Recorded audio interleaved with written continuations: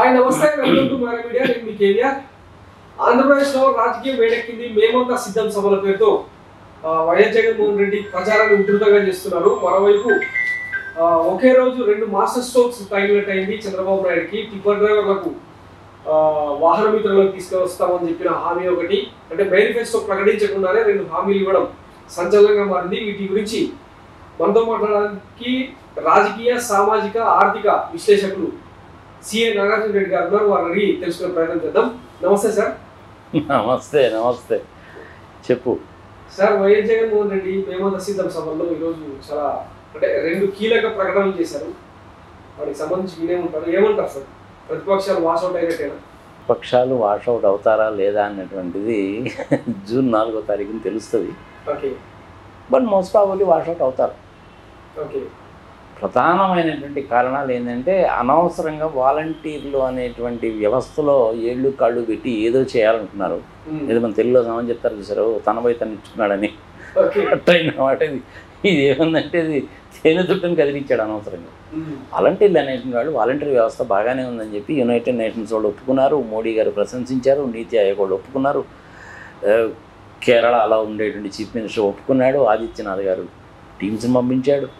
వాళ్ళు చక్కగానే పనిచేస్తున్నారు, విధులు నిర్వర్తిస్తున్నారు, పొద్దున్నే వెళ్ళి అన్ని పనులు చేస్తున్నారు. సరే, మొదటి నుంచి కూడాను చంద్రబాబు నాయుడు వాళ్ళ మీద విషయం కక్కుతూనే ఉన్నాడు. ఇంకా వాళ్ళకి తోడు ఇంకా రామోజీరావు, ఏబిఎన్ రాధాకృష్ణ వీళ్ళందరూ థర్డ్ క్లాస్ ఫెలోస్ ఉన్నారుగా, వీళ్ళందరూ ఏదో చేస్తూ ఉంటాడు. సరే, ఇంకా మన పవన్ కళ్యాణ్ అయితే ఏకంగా నాకు అక్కడ హయ్యర్ లెవెల్లో ఉండేటువంటి చాలా సీనియర్స్ అది చెప్పారు ఇది చెప్పారు అనేసి అంటూ ఉంటాడు. సరే, 10th క్లాస్ ఫెలో ఏదో అంటాడు, తీసే. అవును, ఈ మధ్య పవన్ కళ్యాణ్ ఎక్కడ కనపట్లేదు, ఏదో రోగం వచ్చింది, జ్వరం వచ్చిందని చెప్పి పండుకున్నట్టున్నాడు. ఆయన పండుకోవడం కాదు, పోవడం కాదు, ఏదో చెప్పుకుంటాడట. ఏం చెప్పాలో తెలియక ఈ వాలంటీర్ల విషయం వచ్చేసరికి ఏదో జ్వరం వచ్చిందంటాడు, కాలు నొప్పి అంటాడు, కన్ను నొప్పి అంటాడు. సంగతి యాక్టివ్గా జరిగింది ఏంటంటే ఆడ షూటింగ్ చేసుకుంటా ఉంటాడు. సరే, వదిలే, దాని గురించి పెద్దగా పట్టించుకోవాల్సిన పని. ఆంధ్రప్రదేశ్లో పవన్ కళ్యాణ్ని, కేఏ పాల్ గారిని, షర్మిలాని, బీజేపీ వాళ్ళని పెద్దగా పట్టించుకోవాల్సిన పని లేదు. పోటీ ఎవరి మధ్య అంటే తెలుగుదేశము, వైఎస్ఆర్సీపీ, ఇంతే. అదే నువ్వు అంటున్నావు కదా, ఎందుకనగా 10% గ్రాఫ్ పెరిగింది అని. అంత పర్సెంట్ పెరిగిందే లేదో తెలియదు, కానీ పెరిగిన మాట మటుకు వాస్తవం. ఎప్పుడైతే జగన్మోహన్ రెడ్డి గారు రంగంలో దిగి చేయడం మొదలుపెట్టాడో గ్రాఫ్ పెరిగింది. అంతకుముందు కొంచెం లోయర్ లెవెల్లో ఉండే వాళ్ళకి అసంతృప్తి ఉండేది. ఇప్పుడు అసంతృప్తి అనేది పోయింది. ఇంకా టైం ఉంది కాబట్టి కంప్లీట్గా జీరో అవుతుంది. నువ్వు చెప్పిన మాట నిజమైనా నిజమవుతుంది. ఇప్పుడు మనకి నేపాల్లోనో సిక్కింలోనో ఐ థింక్ 32 మంది ఏముంటారు అనుకుంటున్నారు ఎమ్మెల్యేస్, సంథింగ్ లేదా. అపోజిషనే లేదు అక్కడ, కరెక్ట్గా గుర్తులేదు నాకు. ఈసారి చూసి ఎప్పుడైనా నేను చెప్తాను. ఇట్లా దొరుకుతుంది ఒక్కసారి. లాస్ట్ టైం 51% ఓటింగ్ రావడం అనేటువంటిదే రికార్డ్ బ్రేక్. చంద్రబాబు నాయుడు 23 వస్తాయని చెప్పి ఏనాడు కళ్ళ కూడా అనుకోని ఉన్నాడు ఆయన. ఆ రోజు నుంచి మొదలుపెట్టాడు అన్నమాట. ఇప్పుడైతే వాలంటరీ వ్యవస్థ తీసుకొచ్చాడో ప్రజలు తెలుసుకోవాల్సింది ఏంటంటే, వాలంటరీ వ్యవస్థ అనేటువంటిది పేరులోనే వాలంటరీ. 3000, 4000 అనేటువంటిది అనరోరియం లాంటిది, గౌరవ వేతనం. ఇప్పుడు కంపెనీస్కి చైర్మన్ ఉంటాడు, చైర్మన్కి జీతం ఉండవు, మేనేజింగ్ డైరెక్టర్కి ఉంటుంది.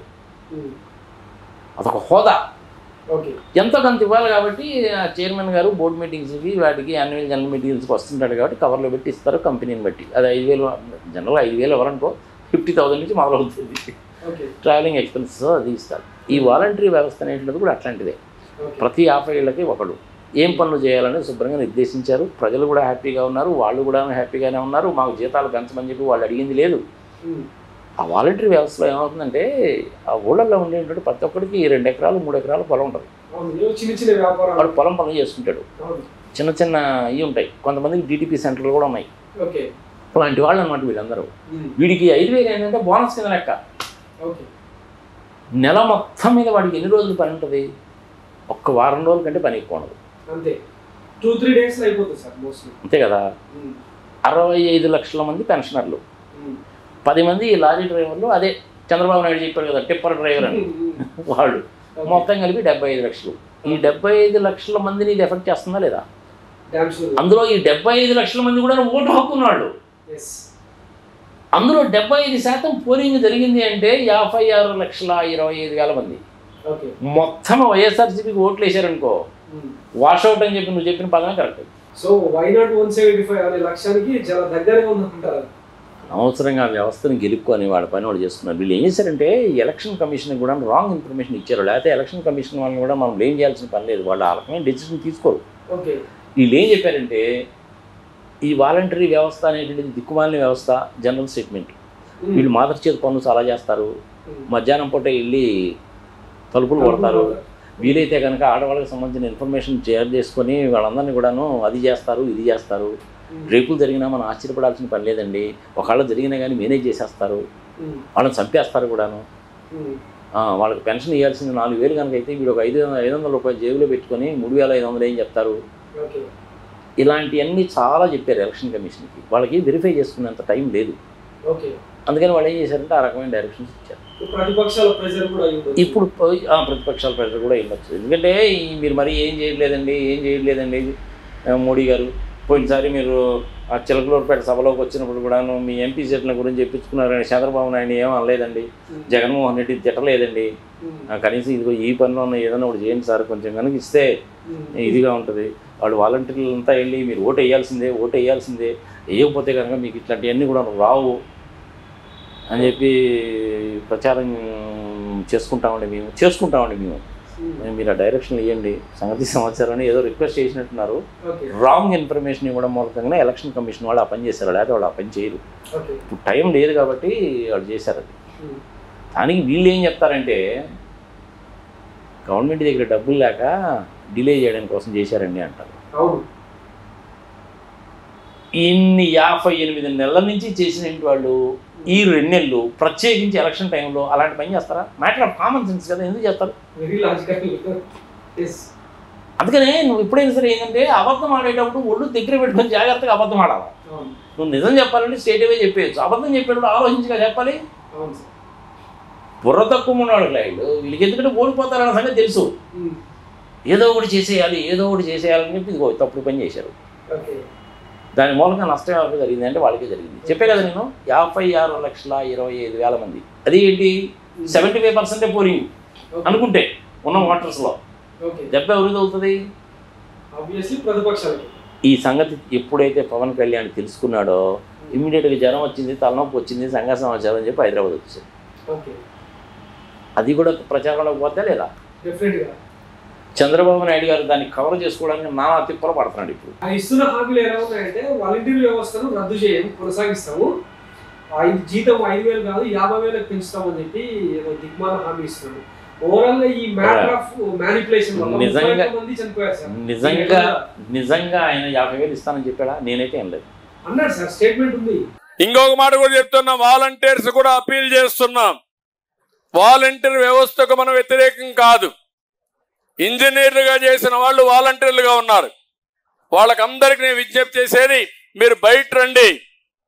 ఈరోజు 5,000 జీతం మీకు, కనీసం 30,000 నుంచి 50,000 రూపాయలు మీ ఇంట్లో కూర్చొని మీరు సంపాదించుకునే విధానానికి శ్రీకారం చుడతాం. ఇది అసాధ్యమేం కాదు. చాలా మంది జీవితాలు నేను చూశాను. పెళ్ళైనప్పుడైతే కొంతమంది అమ్మాయిలు పేద కుటుంబాలు వచ్చి మామూలుగా 10th క్లాస్ పాస్ అయ్యి, పెళ్ళయిన తర్వాత ఇంటర్మీడియట్ పాస్ అయ్యి, ఐటీ పాస్ అయ్యి ప్రొఫెసర్స్గా, ఐటీ ప్రొఫెషనల్స్గా తయారయ్యే పరిస్థితికి వచ్చారు.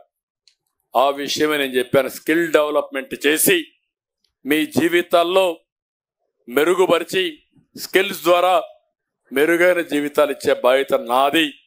అట్లా కాకుండా ఈ 5,000 కోసం తప్పుడు పనులు చేసి వీళ్ళు చేసిన తప్పుడు పనులతో మళ్ళా మీరు జైలుకు పోయే పరిస్థితి తెచ్చుకోవద్దండి.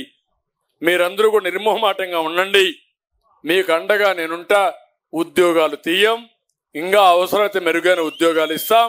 తర్వాత మెరుగైన క్యారియర్ మీకు ఇప్పించే బాధ్యత తెలుగుదేశం పార్టీ నేను తీసుకుంటా.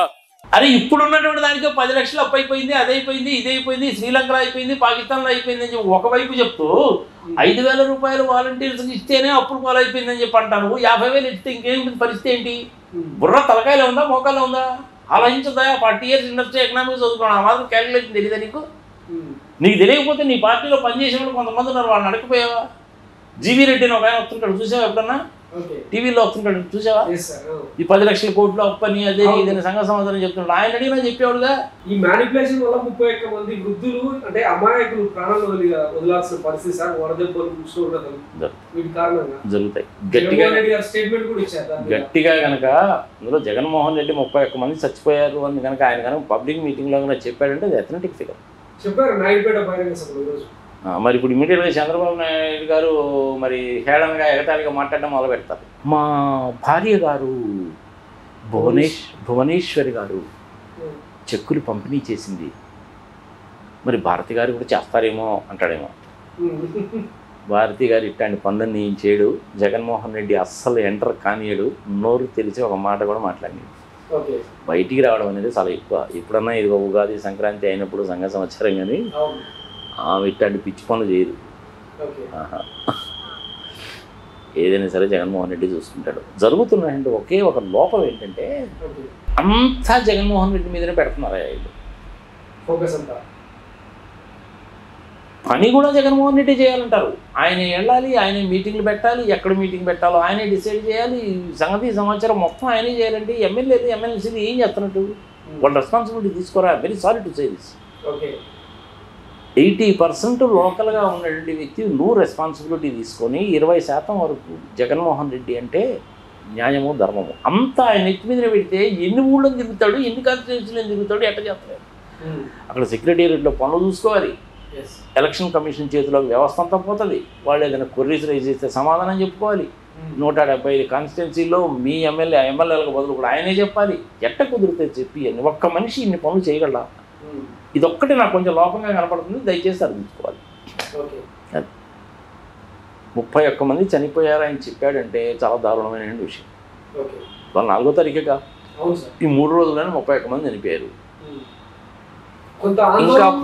ఇంకా పూర్తిగా పంపిణీ కూడా కాలేదు. మళ్ళీ రేపు మే వస్తుంది. మేలో ఇంకా ఎండలు ఎక్కువ ఉంటాయి. ఈసారి ఏమవుతుందంటే మనకి ఎలినో ఎఫెక్ట్ వస్తుంది. 45 సంవత్సరాలకు ఒకసారి వస్తుంది. 45 సంవత్సరాలకు ఒకసారి వచ్చినప్పుడు హెవీ రెయిన్స్ పడతాయి. ఆ హెవీ రెయిన్స్ పడడానికి ముందు చాలా తీవ్రమైన ఎండలు కూడా ఉంటాయి. ఆ తీవ్రమైన ఎండలు తట్టుకోవడం కూడా కష్టం కదా. రాజకీయాలు నిజంగా ఏ స్థాయికి చెడిపోయాయి, ఏ స్థాయికి దిగజారిపోయాయి అని అంటే అవ్వ తాతలకు ఇంటి వద్దనే ఇచ్చే పెన్షన్లు తాము చెబితేనే చంద్రబాబు నాయుడు గారు ఆపించారు అని అహంకార ధోరణితో వాళ్ళ పార్టీకి సంబంధించిన ఎమ్మెల్యే అభ్యర్థులు మొన్ననే చూసా టీవీలో. రాజమండ్రిలో టీడీపీ అభ్యర్థి ఆదిరెడ్డి వాసు లాంటి వారు ఏకంగా ప్రెస్ మీట్లు పెట్టి మరీ చెప్పటం మీరంతా కూడా చూశారు. వీళ్ళ అహంకార ధోరణిని ఏ రకంగా వాళ్ళంతా కూడా సిగ్గు లేకుండా చెప్పుకుంటా ఉన్నారో మీరంతా కూడా గమనించారు. ఇంతటి దుర్మార్గం చేసినందువల్ల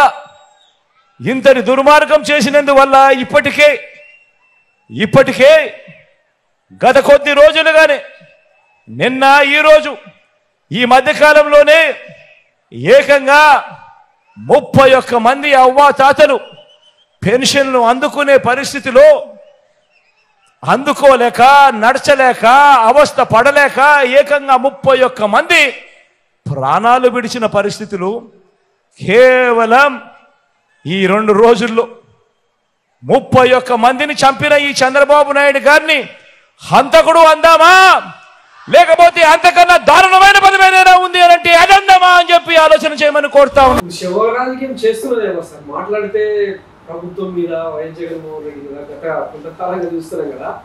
ఎన్నికలు అంటేనే ఒక శివాన్ని అడ్డం పెట్టుకుని రాజకీయం చేస్తున్నారు, విమర్శలు చేస్తున్నారు. శివరాజకీయం చేస్తున్నారు ఎవరు? మళ్ళీ ప్రత్యేకంగా చెప్పుకోవాల్సిన పని ఉంది, కనపడతానండి. పుష్కరాలు చేశావు, 30 మందిని చంపావు, మీటింగ్ పెట్టావు, 8 మందిని చెప్పావు, బట్టలు ఇస్తాను అది ఇస్తాను ఇది ఇస్తానని చెప్పి తెలుసుకొచ్చావు, 3 చంపావు. ఇవి జరిగినాయిగా. హైటెక్ బాబు కదా నువ్వు. అన్ని డాష్ బోర్డ్లో కనిపిస్తాయి కదా, అన్ని డాష్ బోర్డ్లే కనిపిస్తాయి కదా. సర్వర్లు పనిచేస్తున్నాయా లేదో చూడలేకపోయావా? కెమెరాలు పనిచేస్తున్నాయా లేదో చూడలేకపోయావా? నువ్వు అంతా ముందు కూర్చొని డాష్ బోర్డు చేస్తావుగా. అన్యాయంగా 31 మందిని చంపేసి దాని మీద ఒక కమిషన్ వేసి చివరికి సర్వర్లో డేటా ఎగిరిపోయిందని చెప్తాడు. మరీ చివరిలో క్యాలిక్యులేటర్ పెడితేట సర్వర్లో డేటా అట్ట ఎగిరిపోద్దా చెప్పు? అది ఏమన్నా నువ్వు పెంచుకున్న చిలక పచ్చ ఎగిరిపోవడానికి ఎట్టే కాగితం చెప్పు, ఎట్ట ఎగిరిపోద్ది? నీ ఇలాంటి పనికి పని అని చెప్తుంటాడు. అందుకని ఏంటంటే చంద్రబాబు నాయుడు మాట నమ్మడం అనేది మానేశారు. ఎప్పుడైతే నేను 2018లో ఒలింపిక్ గేమ్స్ పెడతాను, గెలిచిన వాళ్ళకి నోబెల్ ప్రైజ్ ఇస్తానన్నాడో జనాలు నవ్వుకుంటారా లేదా? ఇంకా దారుణమైన విషయం ఏంటో తెలిసిన, 1950లో ఆయన పుట్టాడు, 47లో స్వతంత్రం వచ్చింది. నీ స్వతంత్ర ఉద్యమంలో పాల్గొన్నానంటాడే. చిన్న పిల్లవాడిని అడిగినా కానీ చెప్తాడు కదా నీకు స్వతంత్రం ఎప్పుడు వచ్చిందని. మరీ అంత దారుణంగా మరి ఇట్లా ఎందుకు చెప్తున్నాడా బాబు అంటే, దానికి వల్లవ నేను వంశీ చెప్పాడు ఒకసారి, మొన్న మధ్యనే చెప్పాడు ఎక్కడో మీటింగ్లో. ఆయనకి హార్ట్లో హోల్ ఉందట, బ్రెయిన్ సరిగా పనిచేయదట, అందుకని అలా చెప్తూ ఉంటాడంట. కొన్నిసార్లు జైల్లో నుంచి బయటికి రావడానికి కూడా లేనిపోని రోగాలు అంటే మొన్నయో లేవో మనకైతే తెలియదు, అన్నీ చెప్పాడుగా. కంటి ఆపరేషన్ అన్నాడు, అది అన్నాడు, ఇది అన్నాడు, దోమతెరలు అన్నాడు, రకరకాలుగా చెప్పాడు కదా. రాదన్న సంగతి బెయిల్ ఆయనకి తెలుసు, అందుకని చెప్పి ఏంటంటే ఇవన్నీ చెప్పారు. హెల్త్ గ్రౌండ్స్ మీద ఇవ్వాలి కాబట్టి ఇస్తాను అది. కానీ ఏంటంటే ఆయన ఇట్లాంటివన్నీ చాలా చెప్తుంటాడు, మర్చిపోండి. అదే నువ్వు అంటున్నావే కనుక 10% గ్రాఫ్ పెరిగిందని. ఈ పెరిగిన 10% అనేది అలా ఉంటుందా, ఇంకో 4% తగ్గుద్దా తెలియదు. నువ్వు ఒక అబద్ధం చెప్పావంటే నేను చేసింది తప్పు అని ఇప్పటికైనా చంద్రబాబు నాయుడు గారికి ఒప్పుకుంటే పెద్ద మనిషి కింద గౌరవించవచ్చు. దాన్ని సమర్థించుకోవడానికి ప్రయత్నించావు అంటే సంపి ఇంకా అసలు లోపలికి పోతాం. పవన్ కళ్యాణ్ ఎక్కడ పత్తాలు చూసావా? సరే ఇంక వీళ్ళిద్దరినంటే వదిలేయి. మరి లోకేష్ బాబు ఏమైపోయాడయా? ఆయన మంగళగిరిలో అపార్ట్మెంట్స్ మీటింగ్ పెట్టుకొని గెలవడానికి ప్రయత్నం చేస్తున్నాడు. బయటకి ఎక్కడ రావట్లేదు సార్, అంటే అభ్యర్థుల ప్రచారంలో కానీ అభ్యర్థుల ప్రకటనలో కానీ ఎక్కడ కనిపించట్లేదు. మరి బాలకృష్ణ బాలరావు హిందూపురంలో, అవునా? వీళ్ళందరూ ఎక్కడికక్కడ నియోజకవర్గాలకు పరిమితం అయితే ఒక చంద్రబాబు మాత్రమే తిరుగుతున్నారు. మరి నువ్వు పార్టీ ప్రెసిడెంట్ అంటావు, అదంటావు, ఇదంటావు, 4000 కిలోమీటర్లు 400 అన్నావు. మరి అన్ని నియోజకవర్గాలు తిరగాలి కదా. మరి బాలకృష్ణ అంటే తీసే కనీసం యువనాయకుడు తిరగాలి కదా. ఆయన ఒక్క నియోజకవర్గానికి పరిమితి అయ్యాడు అంటే అర్థం ఏంటి? నేను కనుక ఈసారి కనుక గెలవకపోతే నా పరువు పోతుంది, సూసైడ్ చేసుకోవాల్సి వస్తుందేమో అన్న ఉద్దేశంతో ఆ పని చేసినట్టున్నాడు. ఆయన భార్య ఎక్కడ రాలేదు చూసావు నువ్వు? అమ్మాయి పేరెంట్ మర్చిపోయాను, బ్రాహ్మణి ఎక్కడ రాలేదు చూసావా? ఈ సంగతి నేను 4-5 నెలల నుంచి చెప్తూనే ఉన్నానా? బ్రాహ్మణి పాలిటిక్స్లోకి రాదు, ఆమె పోటీ చెయ్యదు. ఈ ఈ ఈ బుచ్చిబాబు కంటే, అదే ఈ ప్రశాంత్ జాత కంటే ఆ అమ్మాయి 1000 times బెటర్ అని. మరి బాలకృష్ణ ఎందుకు రానిలేదు? ఏమో ఎప్పుడేం మాట్లాడతాడో ఏందో. రే మోడీ నీ సంగతి ఎందుకు తెలుస్తా అన్నాడు పాపం అంటూ పోతే, నువ్వు తెలుగు నేర్చుకోరా అన్నాడు అనుకో చచ్చిపోయిన ఇది. అందుకని ఇద్దరు పక్కన పెట్టారు. ఆంధ్రప్రదేశ్లో ప్రస్తుతం పోటీ ఉన్నది ఇద్దరు మంచి, తెలుగుదేశము వైఎస్ఆర్సీపీ అంతే. పవన్ కళ్యాణ్ అదృష్టమో దురదృష్టమో తెలియదు కానీ ఆయన కర్మాట కాలింది. చివరికి ఆయనకి ఇచ్చిన గుర్తు కూడా పీకి పారేసింది. ఇప్పుడు ఆయన గ్లాస్ గుర్తు లేదు. చాలా నష్టం ఉంటుంది, చాలా ఉంటుంది ఇందులో. ఎస్పెషల్లీ వైజాగ్ లాంటి ప్లేసెస్లో, ఈవెన్ హైదరాబాద్ లాంటి ప్లేసెస్లో కూడా యూపీ నుంచి, బీహార్ నుంచి, జార్ఖండ్ నుంచి, ఒరిస్సా నుంచి వచ్చిన వాళ్ళు చాలామంది ఉంటారు. వాళ్ళకి ఇక్కడ లోకల్ గుర్తులు తెలియవు, కానీ వాళ్ళకి ఓటు ఉంటుంది. వాళ్ళకి లోకల్ గుర్తు తెలియదు. ఈ లోకల్ గుర్తు తెలియకపోతే ఏంటంటే వాళ్ళకి ప్రామినెంట్గా గుర్తున్నాయండి, పుష్పం గుర్తుగా టక్కుని గుర్తారు. ఇప్పుడు అక్కడ కూడా అదే జరిగిందనుకో, వాడికి ఏ గుర్తు తెలియక పొరపాటున పుష్పం గుర్తు కనుక పుష్పం గుర్తు కనుక గుద్దాడు అనుకో, అది తెలుగుదేశానికి ఉపయోగం ఉండదు, వాడికి ఉపయోగం ఉండదు. ఆ ఓట్లు చీలిపోవడం అనేది వైఎస్ఆర్సీపీ వాళ్ళకి ఉపయోగం ఉంటుంది. మరి ఈ సంగతి చంద్రబాబు నాయుడికి తెలుసా?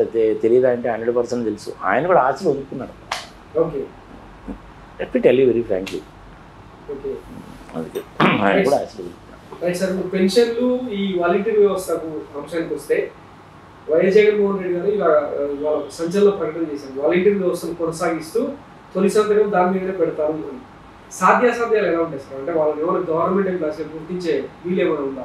ఎట్లా ఉండొచ్చు వీలు కాదు? వాళ్ళని గవర్నమెంట్ ఎంప్లాయీస్ కింద కనుక తీసుకుంటే గవర్నమెంట్ మీద చాలా హెవీ బర్డన్ పెడతారు. చాలా కష్టం. అది అలాంటి పని చేయకూడదు, చేయడు కూడా. ఒక రకమైనటువంటి చట్టభద్రత లాంటిది ఏదన్నా కల్పిస్తాడేమో చూడాలి, అంతేగాని వాళ్ళకి ఇచ్చేది హానదోదయం ఉంటుంది. ప్రతి ఒక్కడికి 2 ఎకరాలు 3 ఎకరాల పొలం ఉంటుంది, చిన్న వ్యాపారాలు ఏ ఉంటాయి, కొంతమంది ట్యూషన్లు చెప్పుకునే వాళ్ళు కూడా ఉంటారు. గ్రాడ్యుయేట్స్ పోస్ట్ గ్రాడ్యుయేట్స్ కొంతమంది ట్యూషన్లు చెప్పుకునే వాళ్ళు కూడా ఉంటారు. ఓకే. అంటే డిటిపి సెంటర్ పెట్టుకునే వాడు ఉంటాడు, చిన్న చిన్న వ్యాపారాలు చేసుకునే వాడు ఉంటారు. కొంతమంది సబ్ రిజిస్టార్ ఆఫీస్ దగ్గర డాక్యుమెంట్ రైటర్స్గా ఉంటారు. ఓకే. అంటే రకరకాల ఈ చిన్న పెద్ద ఏ ఒకటి ఉంటాయి వాళ్ళకి ఇది ఓన్లీ హానరోరియం లాంటిది. దీనికి చట్టబద్ధమైనటువంటి భద్రత కల్పించడం అనేసి అంటే వాళ్ళని గవర్నమెంట్ ఎంప్లాయీస్ కింద ట్రీట్ చేయడం కాదు. 10th క్లాస్ కదా మినిమం క్వాలిఫికేషన్. కానీ సచివాలయంలో పనిచేసేటువంటి వాడు ప్రభుత్వ ఉద్యోగులు. ఇప్పుడు ఆ ప్రభుత్వ ఉద్యోగులు మంచమన్నారు, వాలంటీర్లు కాదు ప్రభుత్వ ఉద్యోగులు మంచమన్నారు. ఇప్పుడు ఆ ప్రభుత్వ ఉద్యోగులు కనుక పంచుకోవాలంటే మరి వాలంటీర్గా పనిచేసేవాడు అయితే పొద్దున్న 6 గంటలకు వెళ్ళి ఇస్తాడు. ఈ వాలంటీర్ వాళ్ళని కనుక పంచమంటే వాళ్ళు ఏం చేస్తారంటే 10:30కి ఆఫీస్కి వస్తారు, 12:30 దాకా పనిచేస్తారు, లేదా 1 గంట దాకా పనిచేస్తారు, 2 గంటల దాకా మళ్ళీ లంచ్ టైం అంటారు, 4 గంటల దాకా బయట ఎండ ఏడబోదామని పడుకుంటారు, చిన్నగా 4ంటికి బయలుదేరుతారు. ఓ ₹1,00,000 ₹2,00,000 తెచ్చుకుంటారు, అక్కడేమో క్యూలో నిలబడి ఉంటారు.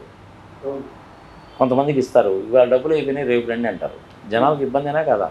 ఇంతకుముందు పెన్షన్ అలాగే జరిగాయి, తాలూకా ఆఫీస్కి వెళ్ళి తెచ్చుకునేవాళ్ళు, చాలా ఇబ్బందికరంగా ఉండేది కదా.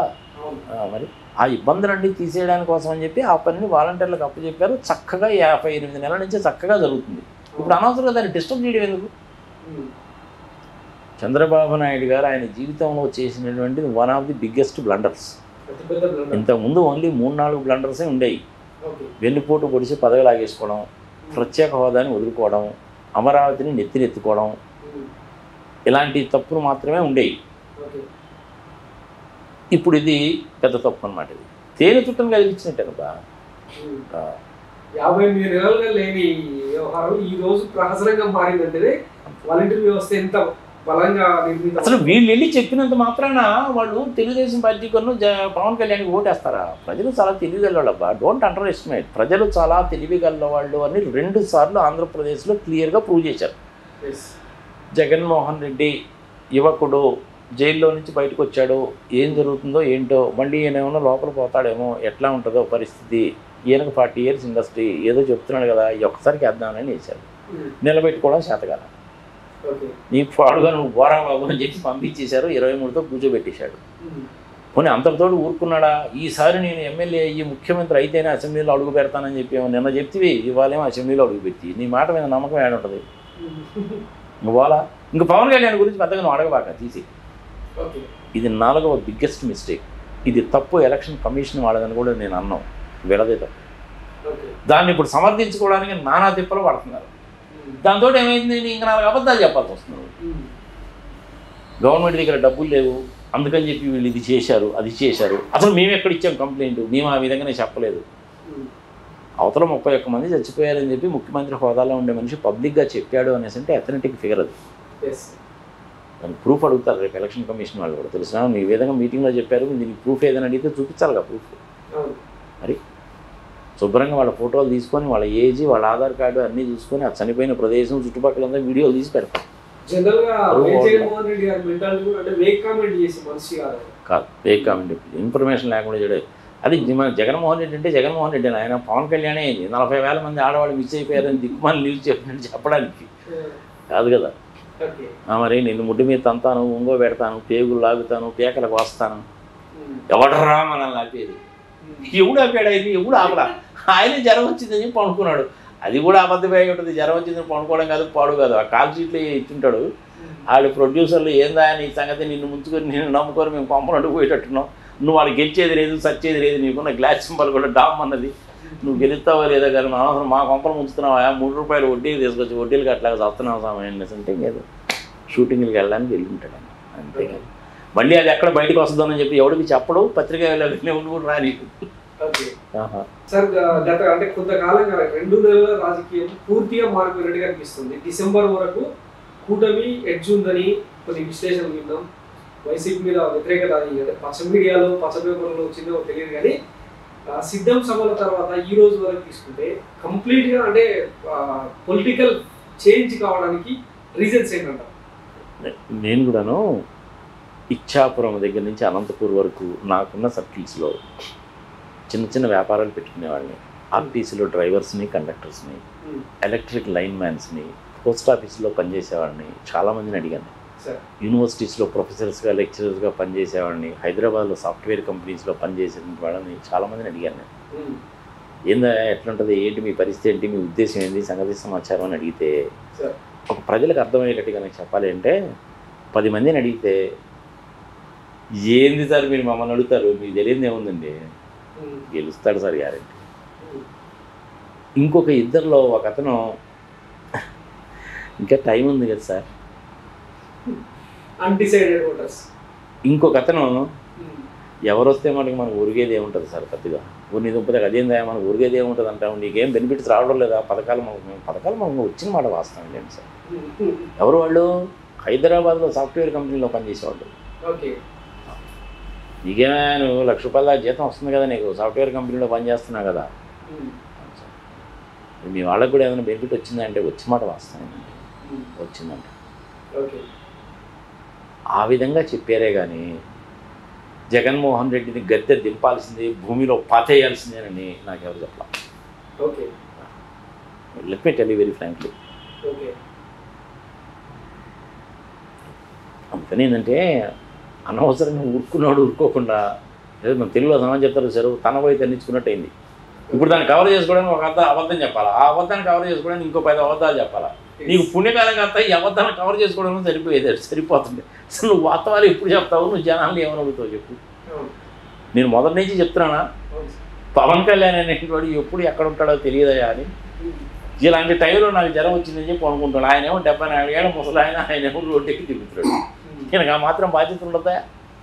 పురంధరేశ్వరికి ఆ మాత్రం బాధ్యత ఉండదు? తెలుగుదేశాన్ని సపోర్ట్ చేసేటువంటి వాళ్ళు 100% సపోర్ట్ చేసేవాళ్ళు జనసేన క్యాండిడేట్ ఓటేరు. కానీ జనసేన క్యాండిడేట్స్ అందరూ కూడాను జనసేనని సపోర్ట్ చేసే వాళ్ళందరూ తెలుగుదేశానికి ఓటేయాల్సిందే అంటారు. Vote transfer జరగదబ్బా. ఈవెన్ బీజేపీలో వాళ్ళకి ఏదో 1% 2% ఎవరైతే ఉంటారో సపోర్ట్ చేద్దాం అనుకునే వాళ్ళు కూడా ఇది చేసేది లేదు, చచ్చేది లేదు, గడుపు వాళ్ళు ఎందుకు వచ్చింది, ఇది గవర్నమెంట్ ఫామ్ చేసేది లేదు, చచ్చేది లేదు, అనవసరం మనం ఓటు దండగైతేనే గుట్టు చప్పుడు కాకుండా వైఎస్ఆర్సీపీకి వేస్తారు. లాస్ట్ టైం అదే జరిగింది. అందుకనే 51% వచ్చింది. 51% ఓటింగ్ రావడం అంటే సామాన్యం కాదు తెలుసా. ఆయన అధికారంలో ఉన్నప్పుడు చంద్రబాబు నాయుడు ఏ 23 మందిని అయితే తీసుకున్నాడో ఆ 23 మందే మిగిలేదు. అంతేగా, అంతకంటే ఏం లేదుగా. వీళ్ళకి చెప్పుకోవడానికి ఏమీ లేదు. ఇప్పుడు నువ్వు చెప్పదలుచుకున్నది ఏదో, నువ్వు చేయదలుచుకున్నది ఏదో చెప్పాలి. కానీ కేవీఆర్ ఎంతసేపటికి అవతల దిగితే ఎట్టా, నీకేమి లాభం దాని మూలకంగా? ప్రజలకు అవన్నీ తెలియవు అనుకుంటున్నావు ఏంది? ప్రజలకు అన్నీ తెలుసు. నువ్వు తిడితే ఏమి లాభం, నువ్వేం చేయదలుచుకున్నావో చెప్పాలి. నువ్వు ఏమి చేయదలుచుకున్నావో చెప్పు, ఇప్పటి వరకు ఏమి చేసావో చెప్పు, అవతల వాళ్ళ గురించి 1 2 చెప్పు. ఇది చూడవా చంద్రబాబు నాయుడు ఎక్కడి దిక్కుమాన్ని పనిచేసాడని ఒక మాట చెప్పు, వదిలి డెసిషన్ ప్రజల దృష్టికి వదిలే, మీదే ఫైనల్ నిర్ణయం చెప్పి వదిలి అంతే. అది ఎలక్షన్లో చేసేటువంటి పని. మేము కూడాను, మా ఫ్యామిలీ కూడాను 40 ఏళ్ళు రాజకీయాల్లో చూసాం. మేము ఇప్పుడు కూడాను దీనికి వెళ్ళినప్పుడు సైకిల్ తొక్కుంటూ వెళ్ళేవాళ్ళం. పొద్దున్న నుంచి సాయంత్రం వరకు ప్రచారం ఉండేది. మధ్యాహ్నం పూట భోజనం ఏ ఊరు వెళ్తే ఆ ఊళ్ళో వాళ్ళు పెట్టేవాళ్ళు, రాత్రిపూట కూడా పెట్టేవాళ్ళు. పైన సాపులు వేసుకొని పండుకునేవాళ్ళం. మళ్ళీ పొద్దున్నే చెమ్మ పట్టుకొని పోయి కార్యక్రమాలు ఇస్తే ఏంటంటే కామన్గా ఉప్మా, మళ్ళీ ప్రచారానికి బయలుదేరేవాళ్ళం. ఆ విధంగా ఉండేది. సరే ఇప్పుడంటే మరి సైకిల్ కాదనుకో ఏదో స్కూటర్లోనే 2 వీలర్స్ ఇవన్నీ వేసుకెళ్తారు. సంఘ సంవత్సరం బాగానే ఉంది. కానీ ఎప్పుడు కూడాను ప్రచారంలో ఏంటంటే మేము ఇది చేస్తాము, ఈ ప్రాంతంలో ఈ ప్రాబ్లం ఉంది, మేము ఈ పని చేస్తామని చెప్పేవాళ్ళం. మేము ఇంతకుముందు ఈ పని చేసాము అని చెప్పేవాళ్ళం. అపోజిషన్ పార్టీ వాళ్ళని ఎప్పుడు కూడాను పల్లెత్తి మాట అనేవాళ్ళం కాదు. బాగా సక్సెస్ఫుల్ మేము. నెహ్రూ గారి టైంలో కూడా మా మామయ్యలు పార్లమెంట్లో కూర్చున్నారు. ఆ రాజకీయ అనుభవం అనేది మాకు ఉంది. అంటే ఇప్పుడు స్ట్రాటజీ మారింది. ఇప్పుడు ఏంటంటే హడావుడు ఎక్కువ. ముందు 10 కార్లు వెనక 10 కార్లు ఉంటే కానీ అప్పుడు బ్రహ్మాండంగా ఉంది. అంటలా పెద్ద పెద్ద హోర్డింగ్లు పెట్టి గందరగోళంగా అరవాల్సి వస్తుంది. ఆ రోజుల్లో అది లేదు. ప్రతి విలేజ్ తిరిగేవాళ్ళం మేము కూడా. ప్రజలు కూడాను చాలా డెడికేటెడ్గా ఓట్లేసేవాళ్ళు. ఎవరు కూడాను ₹1 ఎక్స్పెక్ట్ చేసేవాడు కాదు తెలుసా. ఇప్పుడేంది 4,000 ఇస్తావా 5,000 ఇస్తావా అంటుంటారు.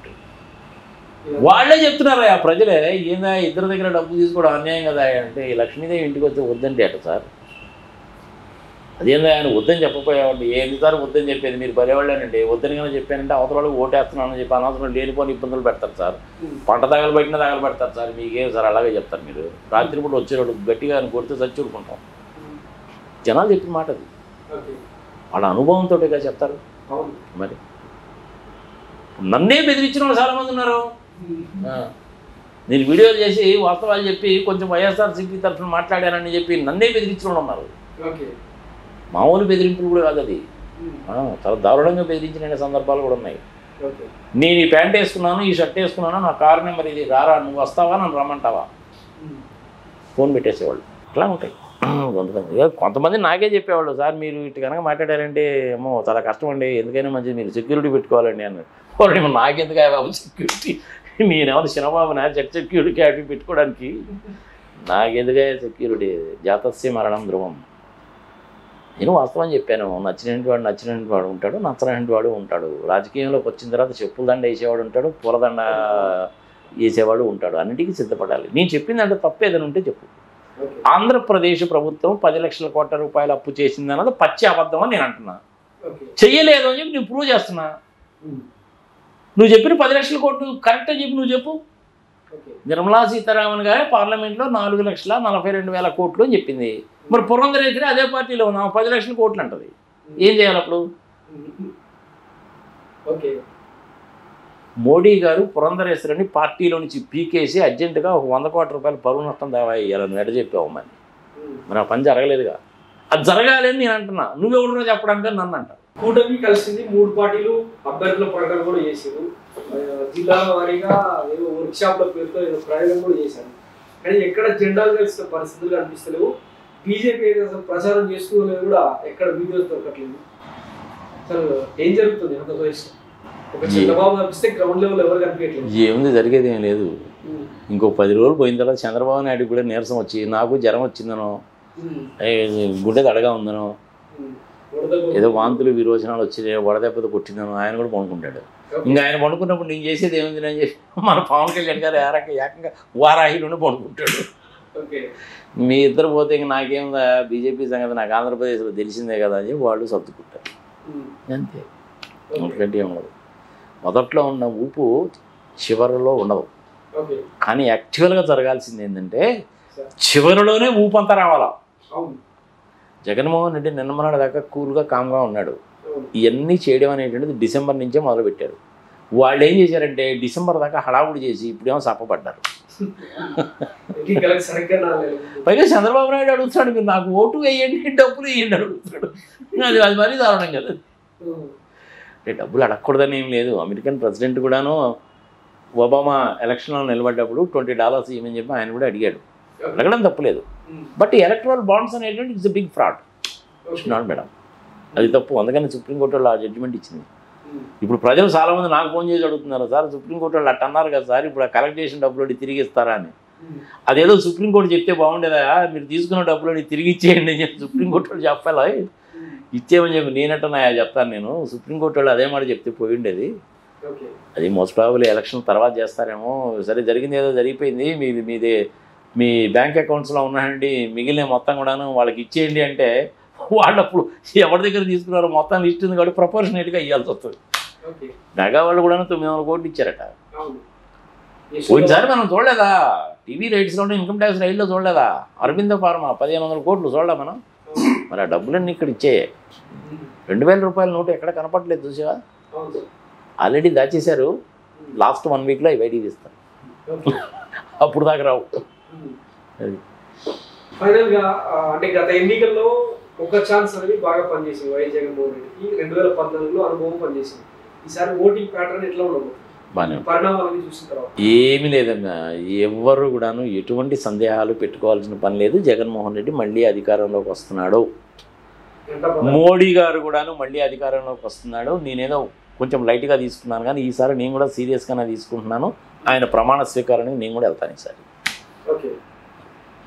మోడీ గారు కూడా మంచి థంపింగ్ మెజారిటీతో గెలుస్తాడు ఏం అక్కర్లేదబ్బా సింపుల్ క్యాలిక్యులేషన్ 250 వచ్చాయి అనుకుందాం జగన్మోహన్ రెడ్డికి ఒక 22, 23, 24, 25 ఎన్నో కానీ వచ్చాయి అనుకున్నాం ఈయన మోడీకి సపోర్ట్గా 20 వచ్చినాయి అనుకో 250 + 20 అంటే 270 272 కావాలి వాళ్ళకి, అంతేగా. ఆ 2 అనేటువంటిది ఒరిస్సా నుంచి వస్తాయి, లేదు అనేసి అంటే శిరోమణకాల దళ దగ్గర నుంచి వస్తాయి. ప్రాబ్లం ఏముంది వాళ్ళకి? వాళ్ళు గవర్నమెంట్ ఫామ్ చేయడం అనేది గ్యారెంటీ. ఓకే, బీజేపీ వాళ్ళకి మెజారిటీ రావడానికి ప్రధానమైన కారణం ఎవరయ్యా బాబు అంటే చంద్రబాబు నాయుడు లాంటి వాళ్ళు, శనబాబు లాంటి వాళ్ళు, పవన్ కళ్యాణ్ లాంటి వాళ్ళు, ఆ ఢిల్లీ తొగ్లక్ రోడ్లో ఉండేటువంటి రాహుల్ గాంధీ గారు. అంతే, వాళ్ళ వీక్నెస్సే మోడీకి బలం. ఈసారి ఎక్కడ మోడీ గారు బాబ్రీ మసీద్ అని కానీ ఇదని కానీ రామ జన్మభూమి అని కానీ అండలేదు కదా, చాలా జాగ్రత్తగా మాట్లాడుతున్నాడు. చూసావా, రామ మందిరం కట్టాము చూసారనే మాట కూడా అండలేదు. చూడు, కళ్ళకెదురుగా కనపడుతుంది కానీ 1-2 సార్లు చెప్పాల్సిన పనే ఉంది. అందుకని ఆ మాట కూడా ఎక్కడ అంటారు. మేము చేసిన అభివృద్ధి చూడండి, 4 లైన్ హైవేస్ చూడండి, 6 లైన్ హైవేస్ చూడండి, రైల్వే ట్రాక్స్ చూడండి, కేవలం గూడ్స్ల కోసమే వేస్తున్న రైలు మార్గాలు చూడండి, ఎలక్ట్రిఫికేషన్ చూడండి, అప్పటి రైళ్ళు ఎట్టున్నాయి ఇప్పుడు రైళ్ళు ఎట్టున్నాయో చూడండి, అప్పుడు ఎన్ని రైళ్ళు ఉన్నాయో ఇప్పుడు ఎన్ని రైళ్ళు ఉన్నాయో చూడండి, అప్పుడు యాక్సిడెంట్లు ఎన్ని జరిగాయో ఇప్పుడు యాక్సిడెంట్లు ఎన్ని జరిగాయో చూడండి అని మాత్రమే చెప్తారు. చేయాల్సిన పనులు ఇంకా చాలా ఉంటాయిలే. మోడీ గారిని పాపం అనవసరంగా మిస్అండర్స్టాండ్ చేసుకుంటాడు కానీ పని పాటు లేకుండా పెళ్ళాం పిల్లలు లేరు గాలిలో తిరుగుతుంటారని 70 దేశాలు తిరిగి జనాల దగ్గర మంచి ఇది తెచ్చుకున్నాడు. కాబట్టి మనం ఇటు అమెరికా వాళ్ళ దగ్గర నుంచి కానీ అటు రష్యా వాళ్ళకి కానీ మన దగ్గరికి వచ్చి మనల్ని చూసి భయపడుతున్నారు. అమ్మో ఎవరితోడైనా పెట్టుకోవచ్చు కానీ ఇండియా వాళ్ళతో పెట్టుకోకూడదురా బాబు. అందుకని చెప్పి వీలైనంత వరకు మోడీని ప్రధానమంత్రిగా చెయ్యకూడదని జార్జ్ సోరస్ లాంటి వాళ్ళు నానా ప్రయత్నాలు చేస్తారు. ఖలిస్తాన్ చెప్పి రెచ్చగొడుతుంటారు. అంత చేటు రెచ్చగొట్టినా కానీ పక్కనే ఉన్న ఆఫ్ఘనిస్తాన్లో ఉన్నటువంటి వాడు మన మీద ఏం దాడులు చేయలేదుగా, పాకిస్తాన్ల గురించి పెద్దగా పట్టించుకోవాల్సిన పని లేదుగా, చైనా వాళ్ళు వాళ్ళకు ఉండే ప్రాబ్లంతో వాళ్ళు వస్తున్నారుగా ఇప్పుడు, అవునా? We are safe. ఆ 90 లక్షల కోట్లు అనేటువంటిది ముందు చూసావు, అది నెగిటివ్ పాయింట్ మోడీకి. ఆ 90 లక్షల కోట్లు కనుక వచ్చినాయంటే మీలాంటి యంగ్స్టర్స్ పని బ్రహ్మాండంగా ఉంటుంది, సూపర్గా ఉంటుంది. దేశంలో ఉన్నటువంటి నదులన్నింటినీ కనుక అనుసంధానం కనుక చేయాలంటే ఒక 10-15 లక్షల కోట్లు ఖర్చు అవుతాయి. 11 కోట్ల ఎకరాలకి మంచి నీటి సౌకర్యం వస్తుంది, 30,000 మెగావాట్ల విద్యుత్ శక్తి వస్తుంది, ఎకో టూరిజం డెవలప్ చేయొచ్చు, వాటర్ టూరిజాన్ని డెవలప్ చేయొచ్చు. మధ్యప్రదేశ్ ఛత్తీస్గఢ్లో ఉండేటువంటి అడవులను ఇంకా బాగా పెంచవచ్చు. మన భద్రాచలం దగ్గరనో అక్కడ ఉండేటువంటి అడవులను కూడా పెంచవచ్చు. పిచ్చి వాటర్ కదయ్యా, ఒక్క గోదావరిలోని సంవత్సరానికి 2000 టీఎంసీలు వేస్ట్ అయిపోతాయి. ఈ నదులు అనుసంధానం చేస్తే వేస్ట్ కావు, మనంగా యూటిలైజ్ చేసుకోవచ్చు. అలాంటిది ఏమైనా చేస్తాడేమో చూడాలి. తీసుకురావడం కూడా పెద్ద కష్టమైన పని కాదబ్బా. మీ పేరు చెప్పము, రాష్ట్రపతి గారి పేరు మీద ప్రత్యేకంగా అకౌంట్ ఓపెన్ చేస్తాము, మీరు ఆ అకౌంట్లో డిపాజిట్ చేయండి, 50% మీరు వాడుకోండి, మీకు ఫ్రీ. మిగిలిన 50% మేము పనులు చెప్తాము, మీరే చేయండి, ఇంకేం కావాలి. ఎందుకంటే బ్రహ్మాండంగా సక్సెస్ అవుద్ది. పోనీ దానికి ఎవరు ముందుకు రావడం లేదు సంగతి సమాచారం అనుకుంటే గవర్నమెంట్ చేతిలో బ్రహ్మాండమైన ఆయుధం ఉంది, ఫ్రీజ్. భారతదేశానికి సంబంధించిన వ్యక్తికి కానీ, సంస్థకి కానీ, కంపెనీకి కానీ నగదు రూపంలో కానీ, బంగారం రూపంలో కానీ, వజ్రాల రూపంలో కానీ, కంపెనీలో షేర్స్ రూపంలో కానీ, బాండ్స్ రూపంలో కానీ భారతీయుడు అనేటువంటి వాడు ఇట్లాంటి బ్యాంక్స్లో కనుక పెట్టుకున్నట్లయితే వాడి అకౌంట్స్ మొత్తము ఫ్రీజ్. అంతే. It is very well possible, very well possible. దానికి యునైటెడ్ నేషన్స్ వాళ్ళు ఎప్పుడో రిజల్యూషన్ పాస్ చేశారు. ఆ రిజల్యూషన్ పాస్ చేసిన దాని ప్రకారం ఏంటంటే ప్రతి సంవత్సరము ఆ స్విట్జర్లాండ్ నుంచి మనకు వచ్చి ఆగస్టు సెప్టెంబర్ మంత్లో ఇచ్చిపోతారు, లిస్ట్ ఇచ్చిపోతారు. మన భారతీయులు ఎంతమంది ఎవరెవరు అకౌంట్ ఆపరేట్ చేస్తున్నారని ఒక్కొక్కరికి సంబంధించిన 30-40 పేజీలు కూడా ఉంటుంది ఆ అకౌంట్. అది ఫుల్ అకౌంట్ ఇవ్వాలి. జనవరి నుంచి డిసెంబర్ వరకు జరిగిన 2023లో జరిగిన ట్రాన్సాక్షన్స్ అన్నీ ఈ సంవత్సరం సెప్టెంబర్ లోపల ఇచ్చిపోవాలి. ఇన్కమ్ ట్యాక్స్ డిపార్ట్మెంట్ వాళ్ళకి ఇస్తారు. ఇన్కమ్ ట్యాక్స్ డిపార్ట్మెంట్లో ఎవరైనా ప్రిన్సిపల్ కమిషనర్ గట్టిగా ఉండేటువంటి వాడు ఉన్నాడు అనుకో, వాడు బయటకు వచ్చి ప్రెస్ మీట్ పెట్టి వీళ్ళందరికీ అకౌంట్స్ ఉన్నాయండి, వీడి అకౌంట్లో ఎంత ఉందని చెప్పి ఎప్పుడైనా చెప్పాడు అనుకో, కొంపలు అడుగుపోవు. అవునా కదా?